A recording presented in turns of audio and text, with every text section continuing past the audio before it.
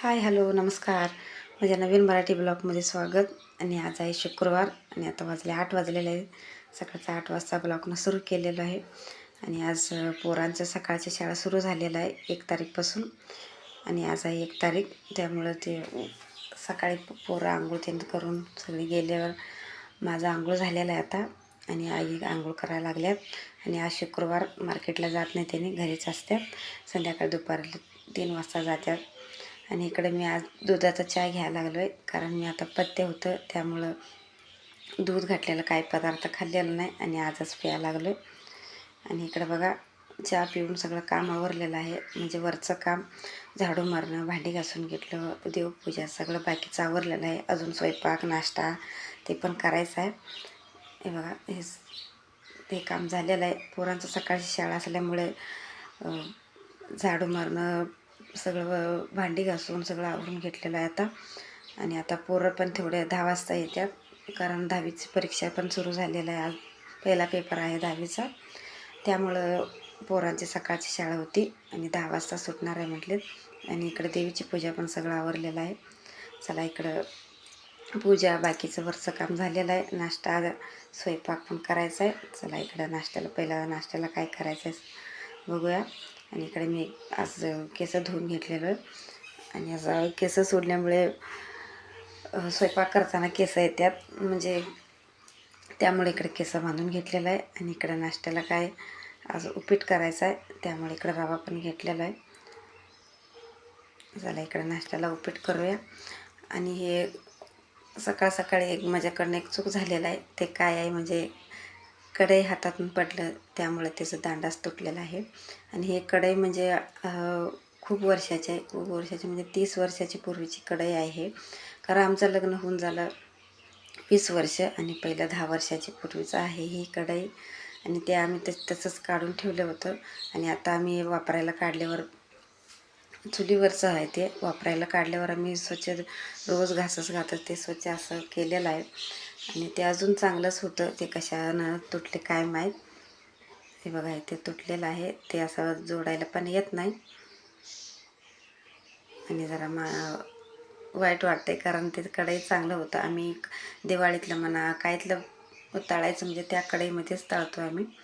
आणि इकडं कांदा टोमॅटो सगळं चिरून घेतलेलं आहे, रवा तेल भाजून घेतलेला आहे. त्याला इकडं नाश्त्याला उपीट करून देऊया. आणि बाकीचे अजून स्वयंपाक आवरायचं आहे. आईंची आंघोळ झालेलं आहे, बाबांचा आंघोळ झालेलं आहे, त्यांनी बसलेलं आहेत बाहेर इकडं तिकडं. आणि त्यांच्यासाठी इकडं नाश्ता करून देतो. आणि गावाकडनं इकडं बाबा आलेला आहे. आणि ताई त्यांच्यावारी काढायला गेले होते, त्यांनी पण आलेलं आहेत. बारक्या ताई आणि परत त्यांच्या गावाला गेलेल्या आहेत. इकडं गरम करायला पाणी पण ठेवलेलं आहे. आणि गरम पाणी टाकून हे रवा जरा सुजी रवा आहे, आपलं पांढरा रवा बारीक नाही ते, कारण ते काय गाठी होत नाही, त्यामुळे इकडं भाजून घेतलेलं आहे चांगलं. आणि त्यामध्ये चवीनुसार मीठ पण टाकतो. आणि पोरांचं सकाळची शाळा असल्यामुळे स्वयंपाकाला वेळच लागतो आहे आता. आणि आता एक पूर्ण महिना 1.5 महिना सकाळची शाळा असते पेपर होईपर्यंत. आणि इकडं उपीट तयार झालेला आहे. चला, या तुम्ही पण नाश्ता करायला. आणि इकडं आई बाबा बसलेला आहेत. आता वाजले 10 वाजलेले आहेत, म्हणजे बाकीचे कामावरून नाश्ता करूसपर्यंत पोरं आलेतच. त्यांचा पण नाश्ता झालेला आहे. इकडे अजून सम्राट एकटा आलेला आहे, अजून आशिष लक्ष्मी ते यायचं आहे. चला, इकडे नाश्ता झालेला आहे. आणि आई मला भाजी निवडून दिलेला आहे. मुळं आणलेले होते रात्री, मुळ्याची भाजी करायचं आहे. आणि इकडे आईंना पण नाश्ता देतो. आणि इकडे आईंना नाश्ता दिला, मी पण जरा नाश्ता करूनच बाकीचे कामाला सुरुवात करतो. चला, या तुम्ही पण नाश्ता करायला. इकडे मी नाश्ता करायला लागले. नाश्ता करून भाजी आमटी भाकरी बाकीचे कामं पण आवरायचे आहेत. दिवसभर केलं तर काय बायकांचं काम संपणार नाही. चला, इकडं मुळा भाजायला घेतलेलं आहे. आणि नाश्ता करत करत मग इकडे चुलीवर गॅसवर डाळ पण शिजत ठेवलेलं, डाळ पण शिजलेलं आहे. आणि इकडं भाजून घेतले दोन्ही. आता फोडणी टाकतो. इकडं आशिषला सकाळी आम्ही 10 रुपये दिलेलं, त्याचं काय आणलं आहे बघा. 10 रुपयाला वडा किती बारका आहे बघा. मी म्हटलं हे कशाला आणलास, घरीच करून दिलं असतं. बाकीची भात आमटी सगळं आवरलेलं आहे आणि इकडे भाकरी पण झालेलं आहे. चुलीवर भाकरी करून घेतलं आणि ताई इकडे धुणं भांडी पण आवरा लागल्या.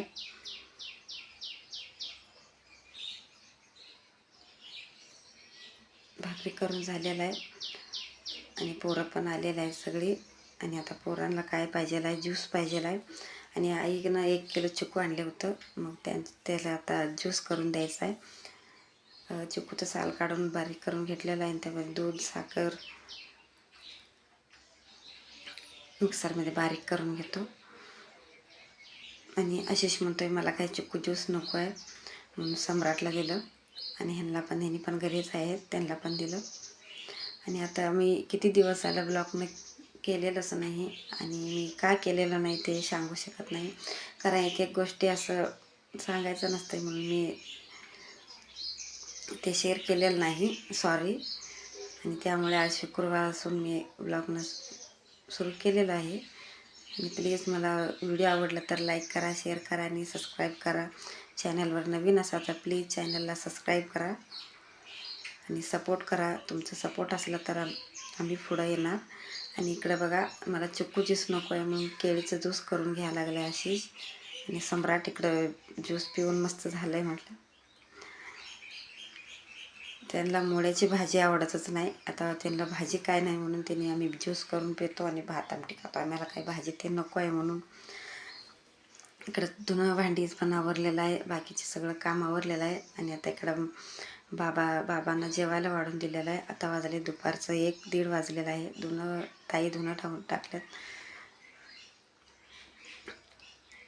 आता इकडे जेवायला वाढून दिलेलं आहे बाबांना आणि आता आम्ही पण सगळे जेवून घेतो. आमचं इकडं जेवण सगळं आवरलेलं आहे आणि जेवून आम्ही इकडं बाहेर बसलेलं आहे. आणि मी आता इकडं काय तर मशीन पुढं बसलेलं आहे आणि यांनी पण बसलेलं आहेत, काय करायला लागलेस म्हणून.